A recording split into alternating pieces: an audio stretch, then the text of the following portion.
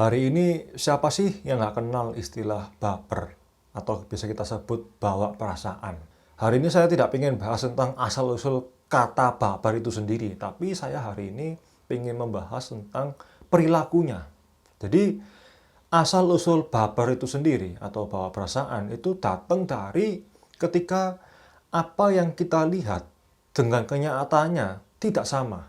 Contoh misalkan seseorang itu marah karena apa yang dia inginkan tidak sama dengan kenyataannya. Nah, inilah yang mendasari perilaku baper itu sendiri. Nah, sekarang ada dua faktor yang menyebabkan seseorang itu baper. Faktor yang pertama adalah faktor internal. Jadi, faktor internal itu datangnya dari dalam diri sendiri. Nah, jadi faktor internal ini berupa pengalaman di masa lalu.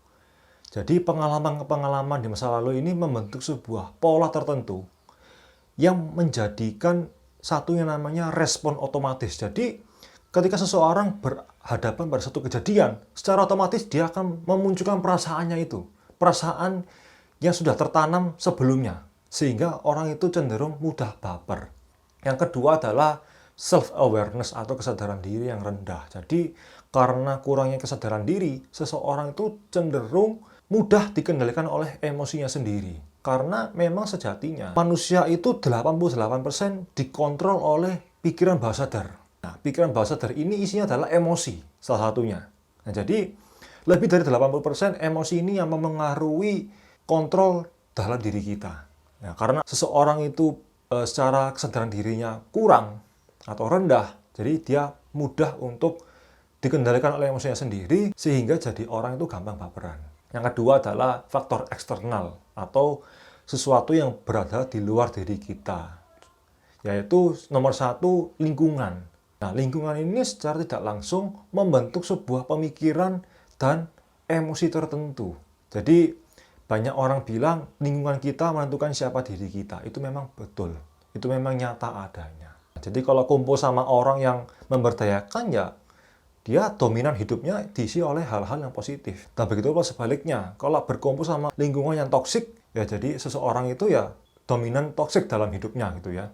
Yang kedua adalah konten negatif film, terutama drama atau berita. Memang kelihatannya baik-baik saja kita mengonsumsi konten ya, film atau drama ya, drama sinetron, berita itu tampaknya baik-baik saja, tapi secara tidak langsung ya hal tersebut itu memberikan sugesti yang negatif ke dalam diri kita, dan itu maksudnya tanpa sadar. Jadi nggak heran kalau orang itu kecanduan drama Korea misalkan. Ditambah lagi dia ini kurangnya kesadaran diri sesuai dengan yang saya bahas sebelumnya. Nah, itu jadi lebih mudah untuk terkontaminasi istilahnya. Gitu. Jadi nggak heran kalau nanti kita jumpai beberapa orang di luaran sana itu ya macam-macam. Ada yang drama queen, ada yang mentalitas korban dan sebagainya. Itu berawal dari situ. Terus bagaimana solusinya supaya kita tuh jadi orang gak gampang baper istilahnya. Jadi nomor satu adalah kita mulailah belajar kecerdasan emosional dan belajar untuk meningkatkan kesadaran diri. Nah, nanti di video-video berikutnya saya akan bahas tentang dua hal ini. Yang kedua adalah membatasi konten negatif, berita, dan sinetron drama yang tidak bermanfaat. Ada beberapa konten itu yang bermanfaat, ada beberapa konten yang tidak bermanfaat. Nah, fokus saja sama yang bermanfaat. Memang kelihatannya sebuah hal yang bermanfaat ini mungkin hari ini disajikan dalam bentuk konten atau sebuah film atau sebuah drama.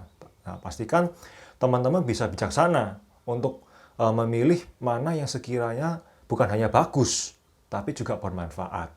Dan yang ketiga adalah perbanyak untuk membaca buku tentang pengembangan diri, tentang kecerdasan emosional, mendengarkan podcast, video-video di YouTube, dan sebagainya. Sehingga dengan kita lebih banyak memasukkan hal-hal yang positif ke dalam diri kita, niscaya kita lebih mudah untuk bisa punya kendali diri dan kesadaran diri sehingga kita ini jadi orang nggak gampang baperan.